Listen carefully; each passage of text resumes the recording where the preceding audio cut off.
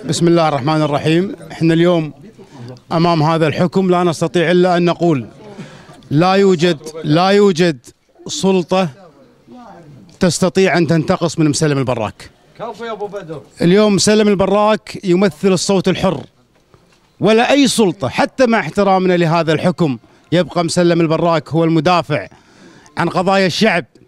واحنا نسأل سؤال منطقي لكل ابناء الكويت: هل تم صدور حكم على اي شخص باقي الكويت؟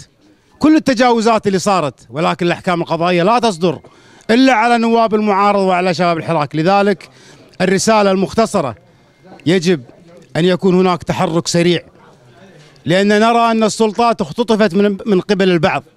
اذا لم يكن هناك تحرك سريع راح يسحبون واحد واحد من ابناء الشعب الكويتي الحر في السجون ويضعونهم في السجون. ليش؟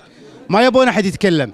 لذلك انا ادعو جميع مكونات الشعب الكويتي الى الاتحاد والتنسيق فيما بينها للنزول للشارع ووضع حد لهذه الممارسات. وباذن الله مسلم البراك اذا كانت شعبيته في الفتره السابقه شعبيه كبيره، انا اعتقد بعد هذا الحكم سيخرج مسلم البراك اكبر، لان مسلم البراك نشر فكره وراحت مع الشعب الكويتي.